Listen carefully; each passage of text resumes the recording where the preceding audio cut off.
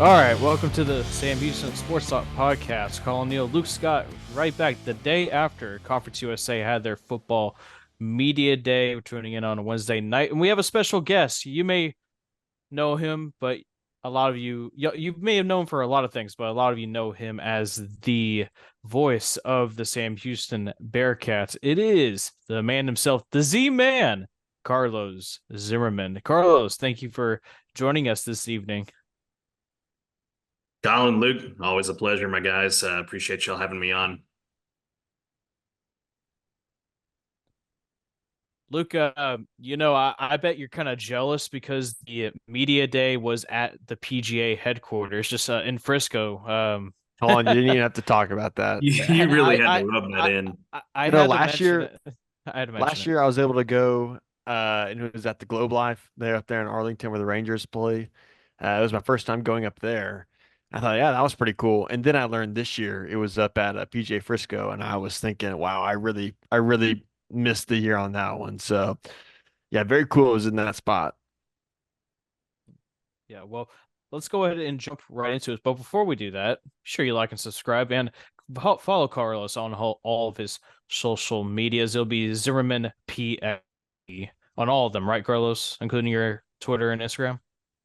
I believe Instagram has no underscore between Zimmerman and PXP, and then Twitter has the underscore. So either Gotcha. way, you should be able to find me. Gotcha. All right, let's go ahead and get started. Carlos, just your first reactions. Just, I mean, I know it's been a day, but a lot to take in, really, from what head coach Casey Keeler said, including alongside wide receiver Noah Smith and linebacker Kavion Gaither. Just what were your thoughts from media day now that we're a day removed from it? It was good to get back in the saddle again. We always treat media day as the start of a new season. It was intriguing to see after since this has obviously been an interesting summer for the Bearcats, and with the field starting to come along and the track being gone, and hopefully the turf will start getting laid down here pretty soon. But in terms of the product on the field, there's a lot of confidence in the Bearcat camp going into this season. The thing that stood out to me most is that, Casey Keeler, he harped on, the fact that there were 5 games last season that were decided on one play. 5 games, 5 plays. And him and his guys know that they wish they could have had a lot of those back because those 5 games on 5 plays resulted in losses for the Bearcats. So they are coming into the season with an obvious huge chip on their shoulder, knowing that, they're capable of great success at this level, and they showed that in basically 11 of the 12 games that were played last season. They were in the fight to the very end, save the Houston game, and that was an anomaly in of itself. So they obviously had a lot of confidence in Noah Smith and Kavion Gaither. They echoed that their coach's sentiments, knowing that there's work to be done this year to be able to achieve the success that they felt like they should have had last year. Carlos, Coach Keeler talked a little bit about the new hirings, especially in the coaches on the defensive side, both on both sides of the ball. Talk about kind of what he said and kind of what your reaction to it is.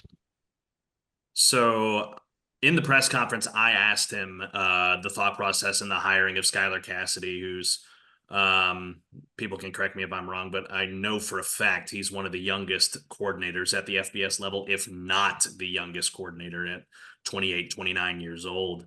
And I asked him the thought process behind that and just what's impressed him about Skylar since he's joined the Bearcats in Huntsville. And he said he drew a lot of comparisons in the hiring process between hiring Skylar to hiring Dan Lanning 10 years ago, who, of course, now is the head coach at Oregon, and the way he has just worked his way up the upper echelon of college football. So he's the key word that you're going to hear throughout this podcast episode today is confidence. He has the utmost trust that Skylar Cassidy is going to be able to lead this defense in the right direction. I think Skylar has the benefit of having a lot of those guys return after last season. Guys like Gaither, secondary guys like David Fisher, Davion Armstead, and they really bolstered up in the portal as well. I'm excited to see what Jalen Jimerson does coming over from Liberty. Nike Hawkins coming from Virginia Tech. So he's got a lot of great pieces around him. And that's what basically Coach Keeler harped on, is that, he trusts that he's going to run the defense how Skyler wants to run it. So that was basically what I got out of that conversation with him, was that he feels good about what he's going to bring forward. It's just a matter of just seeing how they do once we get into training camp here in the next couple of weeks. Switching to the other side of the ball, it's an interesting dynamic when it comes to the quarterback spot heading towards the season. We're at this point 38 days away by the time we're recording. There's still not a clear-cut answer on who's going to be the number one quarterback. Me and Luke have expressed that we think it's going to be Jace Bauer. That's going to be the QB1. And I mean, and from judging by how Keeler said things at the press conference, it seems like the battle's between Jace Bauer and Hunter Watson.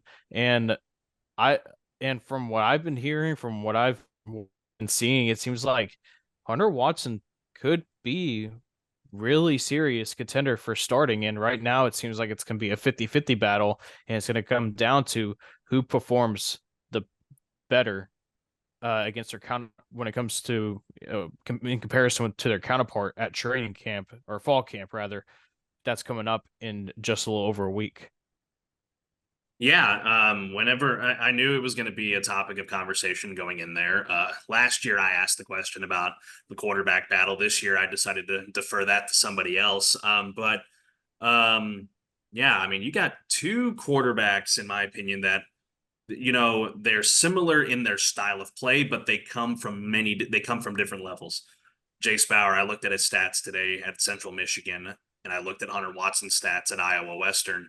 They mirror each other quite a bit in both passing and rushing. It's just Watson had more touchdowns than interceptions than Bauer did. Granted, two completely different levels. Central Michigan, an established FBS program; Iowa Western, an established JUCO program. Watson played in the national championship last year. So both of them have experience in their own ways. But if you just want, my opinion on it, I would lean towards Bauer because he has experience at the FBS level, albeit in the group of five level in the Mid-American Conference with Central Michigan. So I would err on that side, that I think they're going to lean that way. And again, that's just me. But there's definitely a big question of, here we are again, who is going to be the signal caller for the Bearcats going into the season. Coach Keeler said in the press conference he doesn't believe in a two-quarterback system. Once he has his guy, he's going to roll with him until he proves him otherwise. So I'm intrigued to see who could come out, because I think both are very much capable of leading the team. They both can run with the ball, and their stats showed that. They both can throw the ball with really good precision, and they have great targets to throw to. A healthy Ife Adei, a healthy Quavez Humphreys, Malik Phillips, Simeon Evans. They have great targets to throw to, and then the guys in the backfield too that can go out in the flat and make a good play with their feet off the catch. So whoever is behind under center for the Bearcats, I think should, and this may be my bias showing, should be able to give the team immediate success offensively. And Noah Smith, right? Yeah. So this is kind of a loaded question here. Last year, Keegan Shoemaker was at media day. Obviously, Coach Keeler, the whole program said that Keegan's our quarterback. It's no super. It's no. What's the word? I don't know. We all know what kind of happened with that. What does it say about the program, do you think, by not bringing a quarterback to Conference USA Media Day, whereas a lot of other teams in the conference, regardless of actually conference, throughout all of college football, they usually bring their quarterback. Sam Houston didn't. Where do you think that? What do you think that kind of tells? They really don't know yet, or obviously the battle's still going on, but to me, I feel like the quarterback should always kind of be there, because honestly, unless you have just like two All-American guys on both sides of the ball, I don't know. To me, it feels like the quarterback has to be at media day. I get what you're saying, but the way I think I saw it as, you have Jace Bauer and Hunter Watson, two guys that are new to the program. Coach Keeler brought two guys that have been leaders of Sam Houston even before they made the move up to the FBS level. Yes, the old saying goes that the quarterback is the leader of the offense. I would argue Noah Smith is one of the big leaders on that offensive side of the ball because of just how much experience he has. I mean, he's gone from running back and has now established himself as a wide receiver. I talked with KVN yesterday. I asked him, how does it feel to be basically the leader of the defense now? He's now filling the spot that Trevor Williams held for so many years, that Zion McCollum held years before that. He told me it was like it's a humbling opportunity and he's ready to tackle it. So I think that was the thought process for Sam Houston, is like, bring your leaders to Conference USA Media Day, even if it isn't the flashy position of a quarterback. But I think that was the thought process behind it, not in the sense that they aren't sure who they're going to roll with yet, or if they don't want to reveal who they're rolling with yet. Yeah, speaking of Noah Smith, it was announced that he made the Shriner Bowl list. So he's gaining. I mean, Noah Smith has been getting a lot of recognition. Kind of continuing to talk about Noah Smith. The wide receiver room. Coach Keeler was quoted saying that it is probably the most talented wide receiver room that he has had in his time. It has been met with some interesting comments from former players. Interestingly, to say the least. But that the question is not about those comments. People can go find them and look at them, but and judge for themselves how they feel about it. But this wide receiver room, you're bringing back Ife Adeyi. You got Quavez Humphreys. You're bringing in one of the best JUCO wide receivers in that was in the country this past season, in Michael Phoenix, the second, I believe, right? And then you got Noah Smith. So you got four capable wide receivers in that room right now. What do you think about them this year? Let me tell you, I'm looking at it myself right now, and I just see what they just look like. I mean, obviously Ife is the mainstay of this program. I think this is his sixth season in college football. He's been here as long as I've been here, and that when I came here as a student in 2019, that should tell you. But man, Yeah, I love that guy. He's off the field, such a down to earth dude. And I remember one time I was doing sideline for KSAM, and I talked with him post game, and he loves the game of football. It's a football family. His brother Ao is a wide receiver for James Madison, so it's a football family. So I'm sure he's chomping at the bit to get back out there on the football field for his last year of college football. Noah Smith, we can't talk enough about him. He's just been huge for the Bearcats in so many different ways. And then there's guys that broke out last year, Malik Phillips and Simeon Evans, in the absence of Ife and Quavez Humphreys. So you know what we're going to see from them. And it's such a loaded room. Jay Rockwell, can't forget about him, and Shane Johnson, who had experience last year. And then, yeah, there's guys that we haven't seen, Michael Phoenix and Quavez Humphreys. It's a matter of we know what they're capable of based on where they've been before, whether it be at the high school level or the JUCO level, but we haven't seen it yet on the college football field at the FBS level. So that gives me a lot of excitement, knowing that whoever's going to be under center is going to have some great targets to throw to, and I can't wait to see it happen. I just wanted to let it be known that intramural 5-on-5 basketball, my team was tied, and at one point had the lead in the second half during the football team, which did include both Adeyi and Noah Smith. So let that be on the record. I was told the other night, this group I play basketball with on Monday nights, And John Gentry came and played. I didn't go because I had things for work to prepare for Tuesday, but John Gentry was hooping it up. So that some true athletes on the Bearcat squad for sure. well, that group that also included the legend Ryan Humphreys on that team, who I absolutely bodied, but the ref actually called the charge. It was definitely a block. He did not establish 2 feet, but that's regardless of the point. Okay, when Coach Keeler says that this is the best wide receiver or most talented, right? That's what he said. Most talented room. How do we feel about that? Because to me, it's hard to pass up when you had a Day Smith, but also with Ezzard and Crest and even some guys way before that. I mean, Sam Houston's had some really good receiver groups. Oh yeah, they have, and there's no doubting that. I mean, you think about Davion Davis, who has found his way onto NFL teams.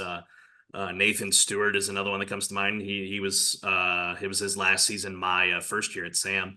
And of course, you mentioned Jaquez Essert. I was going back and listening to some of my calls from the James Madison game in the semifinals, and man, he is a big reason why the Bearcats won that ball game.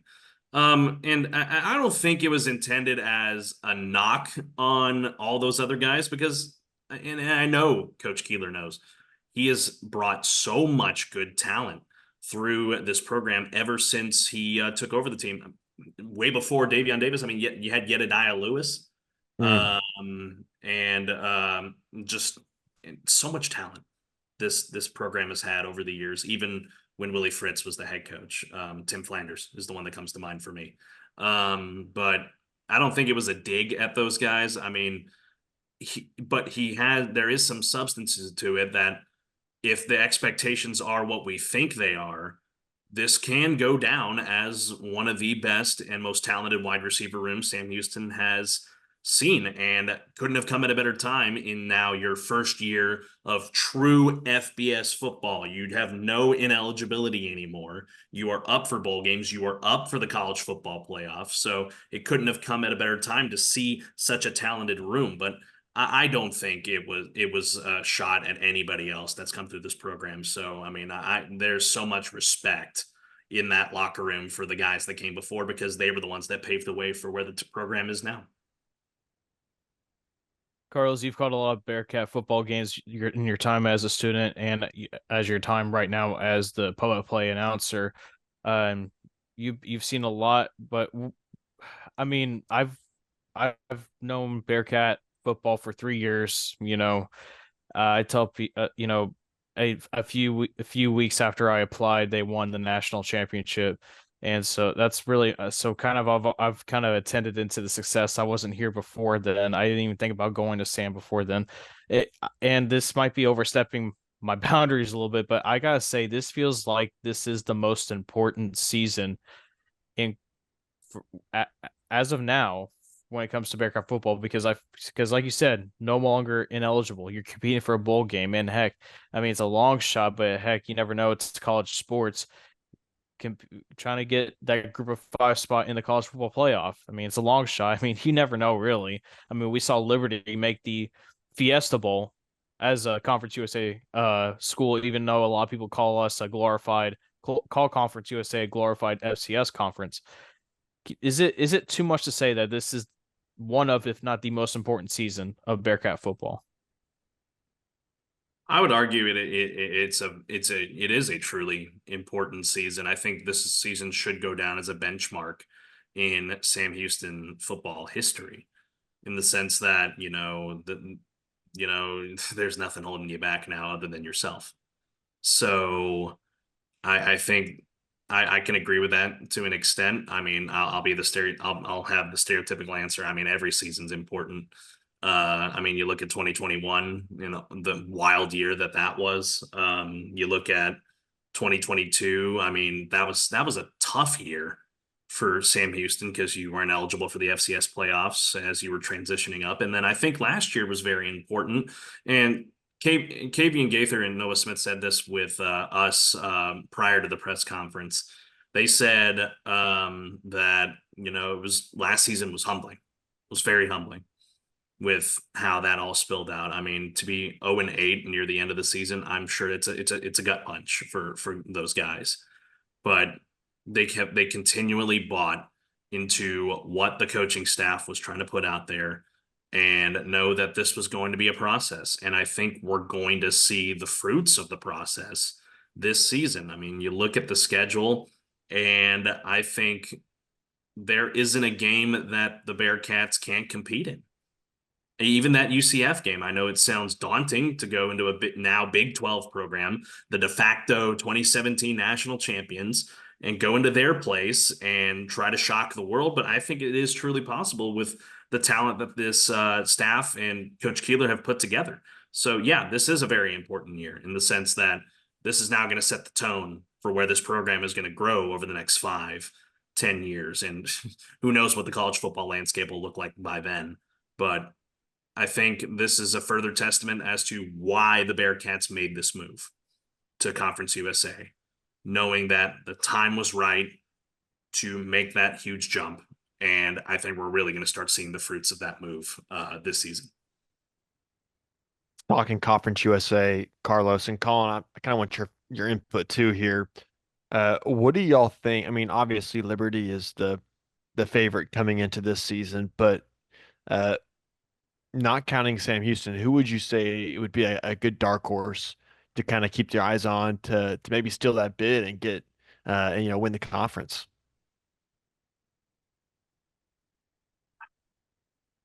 Man, I mean, this conference, people will go out from the outside and say, "Oh, it's a glorified FCS conference. Look who they're adding in." Like when they added Sam Houston, when they added Jack State, and now Missouri State and Delaware are going to join the conference next season. And they're saying it's glorified FCS conference, and I look at it and I say to that, like, did you watch any of the games in the middle of the week last year on national television? Barn burners every single week. And Sam Houston was a part of a lot of those. And it made for really good college football on national television. So with that said, I look up and down this conference. Now, obviously, Kennesaw is going to have those struggles that Sam Houston saw, making the jump from FCS to FBS. So I don't rightfully. It's going to take some time, albeit that's the youngest program at the FBS level. I believe they started football in 2017, Right. and they are eight. Here we are 7 years later, and they're in Group of Five conference in the FBS. But at initial looks, Jack State is one that comes to mind. Rich Rod he's got that team in a really good spot, especially after the year they had last year. So I think they're going to do nothing but build on that. And of course, Western Kentucky is always a perennial contender. But man, it's going to be hard to fan the Flames. It's going to be hard because Jamie Chadwell, he has done an incredible job taking what Hugh Freeze started and making it his own and building that program to what it is, to what we saw last year. Sure, did they get blown out in the Fiesta Bowl? Yeah, but the fact that they got there was a huge accomplishment. So it's going to be hard to beat Liberty.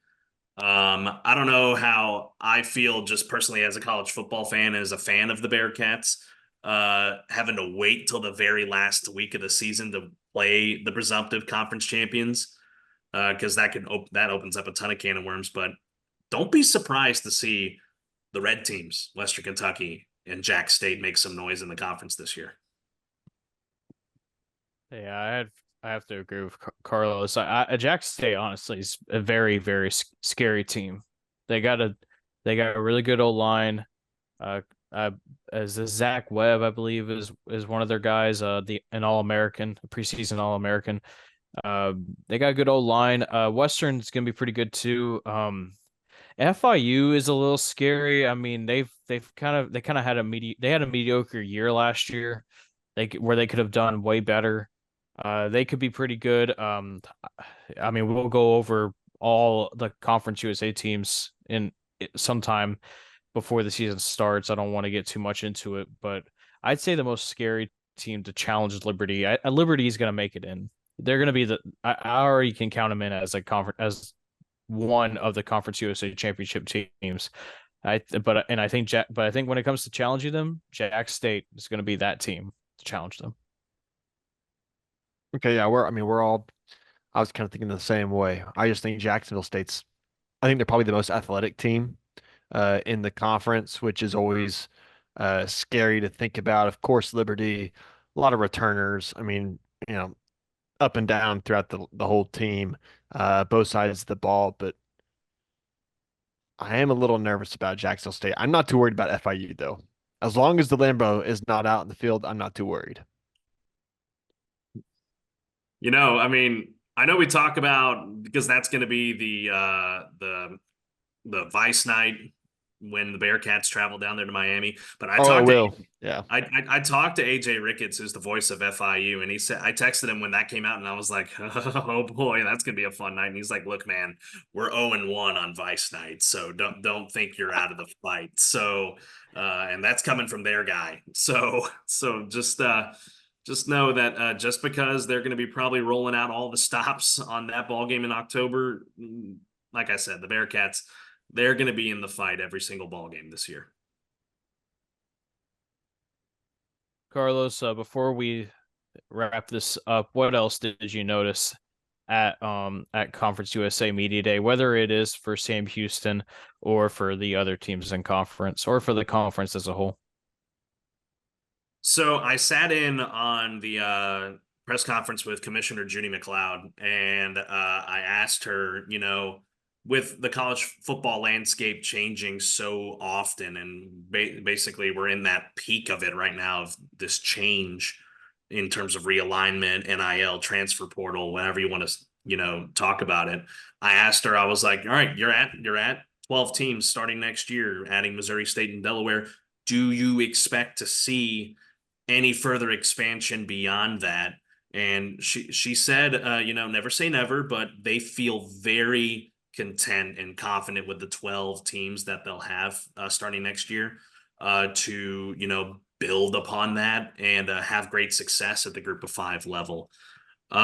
Someone in the room asked about a potential group of 5 playoff should the Power Four break off at some point.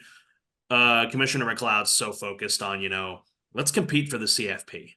Let's worry about what's in front of us right now. And I couldn't agree with her more on that, in the sense that, I think you look at the group of 5 and that the bid can either come from the American Conference USA, the Mountain West, the Sun Belt, or the MAC.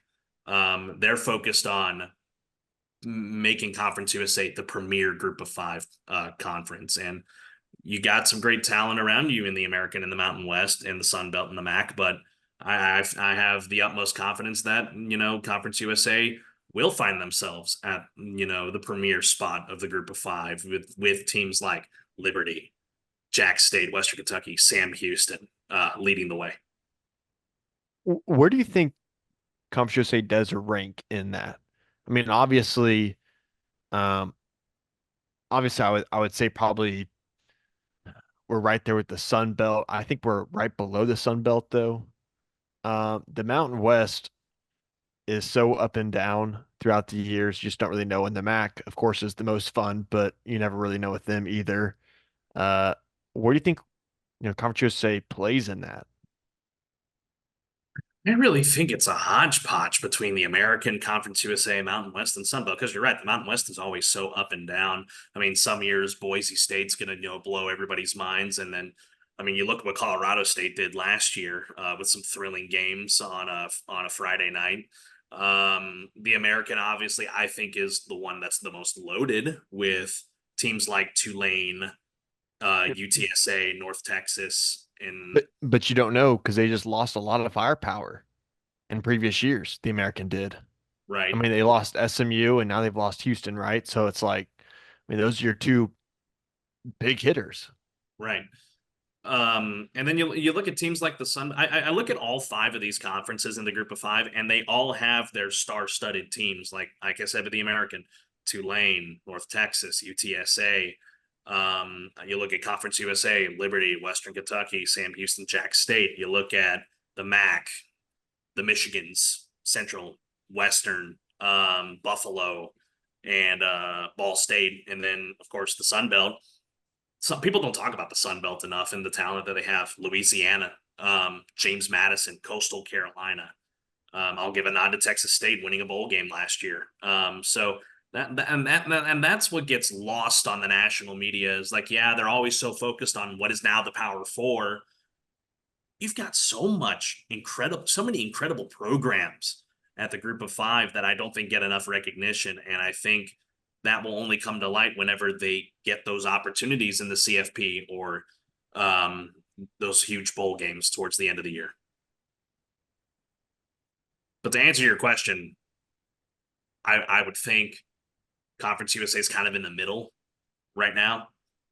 but they definitely have the capability to be at the top. Luke, you got any more? Yeah, I'm a little nervous coming into this season, mainly just because we still don't have that uh, quarterback slot kind of ready and secure. And you don't really know who's going to come in. And you talked about Coach Keeler talking about the one quarterback system. He does not want to run two quarterbacks, and we've seen that throughout college football in so many years. That quarterback system hardly ever works. I mean, it's very rare. K-State feels like the only team to really have been able to rely on that in previous years, and to actually have some sort of solid success, throughout a whole season. Right. Are you, what is your kind of feeling right now? Sam Houston doesn't have their quarterback, they don't have a QB1 necessarily yet. Um, is that nervous or are you more, does that give you optimism? What does that feel for both of y'all? Gives me optimism in the sense that there's going to be a competitive battle in the fall camp. Like they're going to push each other to be the best that they can be, and I think that's going to allow whoever comes out on top to be the best leader of the offense. So if it's Jace Bauer, great. If it's Hunter Watson, great. Because I think they're both, like I said earlier, they're both very well capable of being the signal caller. So whoever they decide to go with, I think will be able to provide the success that the offense needs, and the defense will build off of that too. So whoever they decide, I think the Cats are in good shape. I think it's going to come down to who can be well adapt to the spread offense. Jay Bauer kind of he said on the Ankeny Fanatic podcast. It's I forgot the guy's name, but it's a podcast that does Ankeny sports back in Iowa, where Jace is from. He did a podcast with him, and he called it a quote unquote RPO spread offense. It's going to come down to who can, one, be adept to that kind of playbook, and two, who's going to be able to communicate back and forth with Coach Cord Nelson, because that's what Casey Keeler made a comment about a few months ago, saying we want somebody that's going to be able to communicate with Coach Corn back and forth, whether it's something that the defense puts hold, like just basically in simplest terms, adjusting on the fly. I'm not in either of those quarterbacks' heads. Nobody is, except for the quarterbacks themselves. And I'm not gonna lie, I like it. I like the competition going into fall camp. Who I like to see who wants it more. You know what I'm saying? Yeah, I don't agree with that at all. Mainly just because, not saying that I feel like you're wrong. I feel like you're right, but I worry about if, whoever's the starting quarterback, right? For Bauer, right? If Bauer starts quarterback and he starts out 0-3, right? 0-4. I mean, do you just pull the plug right then and there? Or, I mean, it's kind of that situation where, are they going to even get a shot to really get going throughout the year? That's my kind of thing. Because if you know you're battling, right? If you know you're battling to get that starting spot at the very beginning of the year, you're more than likely going to be battling for that the entire year. And if you make one little mistake, how quick is that plug getting pulled? Well, I know Coach Keeler in the past, he has gone and said he doesn't want his quarterbacks looking over their shoulder. So I really think that whoever they decide to go with, they're going to roll with him.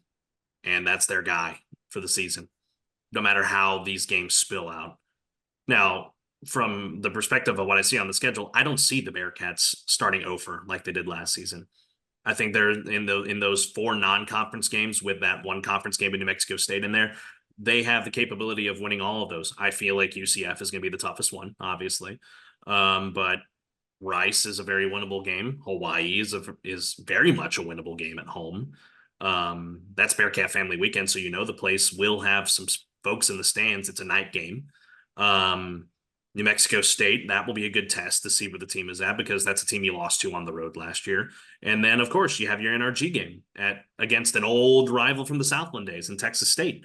So, Hmm. that one's going to be well attended by both programs because both programs think they stole each other's lines, eat 'em up cats. So, that'll be a good game. So, but I truly think that it's not going to be the case like last year where they put Gunnell out there for the University of Houston game, and then just to see what he had. I think whoever they decide to go with, that's the guy for the season, no matter how the record is going to look through the first few games of the year, because that I feel like that's the way it needs to be.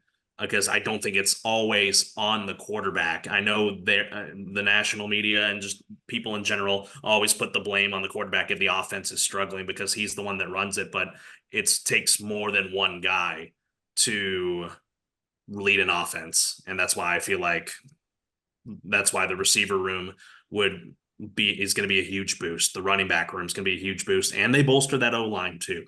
So I don't think if it's a bad start for the Bearcats, it's not going to all fall on either Bauer or Watson's shoulders. Yeah, I think that O line is going to be the most important key piece to this year.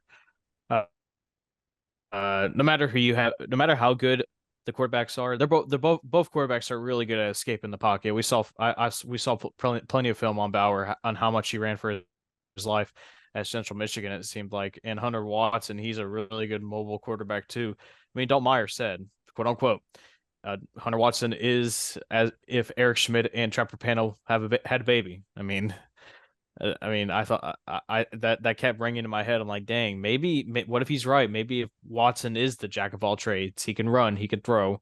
But overall, it's going to come down to who's going to be better fit for that offense. And like I said, how's that O line going to be after a whole off-season worth of strength and conditioning, knowing that you've got to be physical in the trenches, much more so than in FBS than FCS.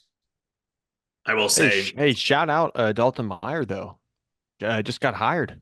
yeah, Oh And yeah, you could say that yeah, because coming on maybe partially because uh, obviously of Sam Houston Sports Talk. Hey, we kind of advertised for him. We kind of ran with them. I will say this as one last thing before we call it. Coach Keeler talked a lot about with us before the press conference about how they focused a lot on conditioning and nutrition this last spring and into the summer. How they focused on a lot of that because they saw that those 5 games decided on 5 plays. It was a conditioning issue in the sense that you looked at the defense at that point. I want to point out the Jack State game that the Bearcats lost on that last drive against Jack State. The defense did not look just up to snuff in that last drive for the Gamecocks. And I think that was a conditioning issue. And Coach Keeler seems to think that was a conditioning issue too. And I agree with him. So the fact that they focused on that a lot and, having these guys healthier and obviously the offensive line now being a bit more muscular and, more conditioned in that sense, that'll be a huge key component to the success of the team this fall. Was that a conditioning issue or is that an issue of the offense going three and out every drive and the defense being on the field for 80% of the game? Though, I mean, I I agree with him to an extent, but also I think that's just coach talk. From being in the booth for that entire ball game, it's a combo, obviously. But I think it wasn't just a conditioning issue for the defense. The offense wasn't conditioned either, as they should have been. And that's what Coach Keeler was talking about. Team as a Yeah. whole needed to be conditioned better, and he said they made great strides in the spring and leading up here to fall camp. So I think that was the case across the board for both the offense, defense, and special teams. So once they're we'll see what they roll out with come August 31st, 38 days away as at the time of this recording. yeah. I mean, last year, a lot of people look at last year 3-9, but you look at all of the games. It was there was only one game where Bearcats lost by more than 2 scores, and that was that Houston game. And you look at all the losses. It was just so close, so heartbreaking. I was along with Carlos for all of them. Well, most of them at least. And it was I just can't see the Bearcats replicating what happened last year because they were so close so many times.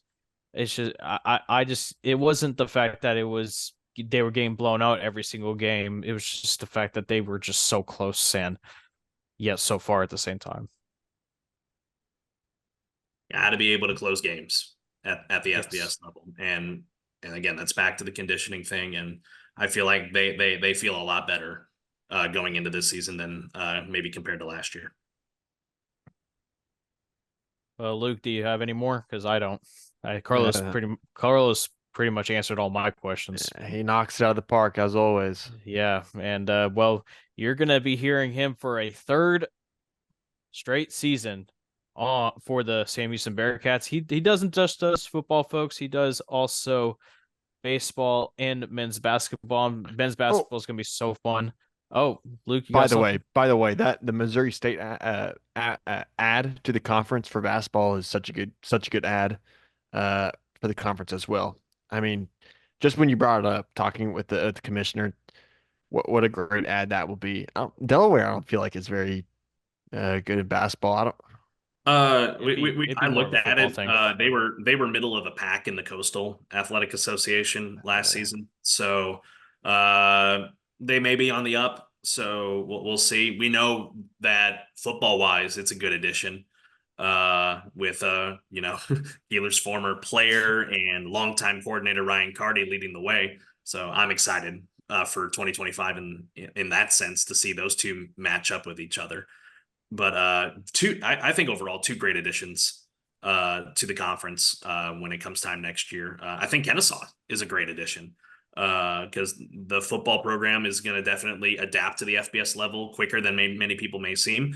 And their men's basketball team is a couple years removed from an NCAA tournament appearance. So, and I don't know much about their baseball, but they're a great addition as well. So, Conference USA has done a great job bringing on the teams that will bring immediate success to the conference for sure.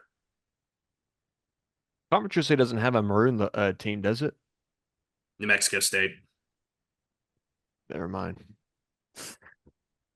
We need a. I was saying we have a yellow team now. We got a very bright blue team. We have two maroon teams now. You think about it. Now all we need is a green team.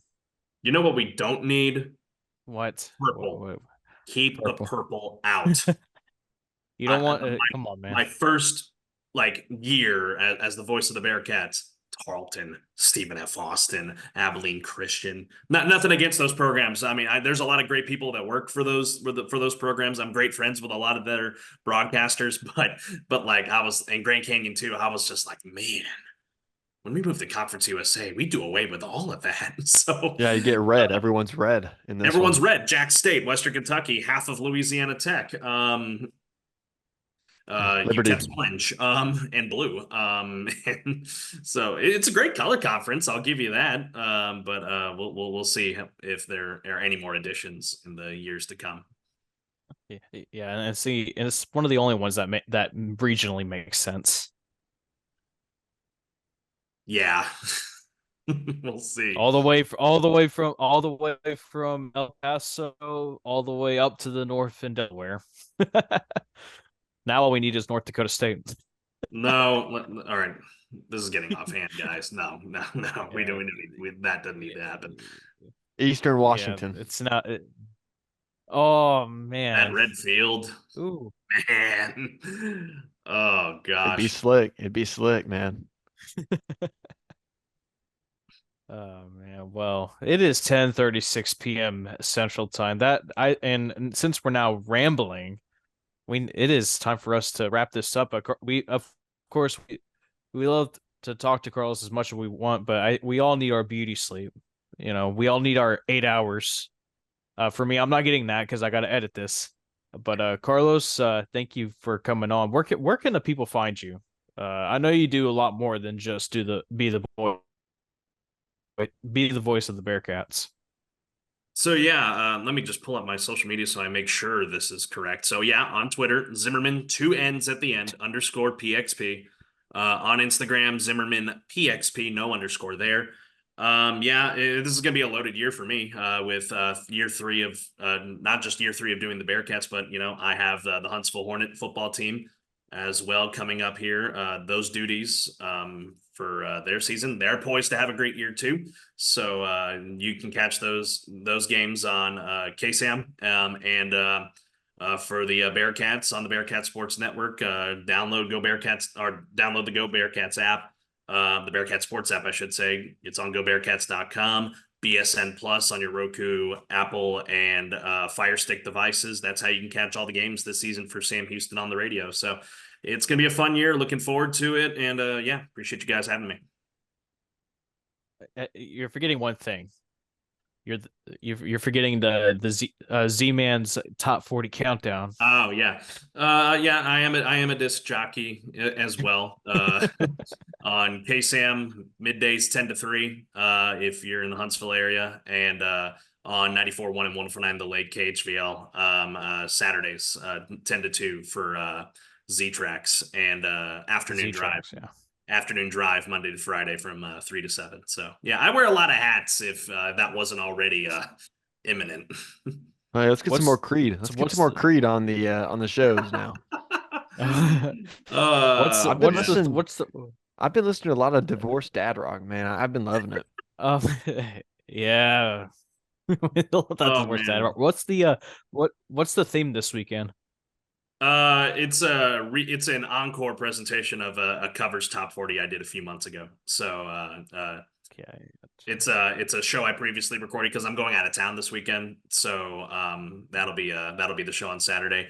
The week after that, I would need to look at my boss's whiteboard because that's where I have it written down. So, but it's a great show. I love doing it. Top 40, whatever theme I decide, and I enjoy doing that show 10 to 2 on Saturdays on the lake. So yeah, you got to check it out. It's a good show. Yeah, and before we wrap things up, subscribe to the Sam Houston Sports Talk, like this video, and of course follow us on all of our socials. For Luke Scott and Carlos Zimmermann, I'm Collin Neill, saying so long for now, and as always, eat 'em up, cats. Football season is almost here, folks. Hang in there. Eat 'em up. Eat 'em up.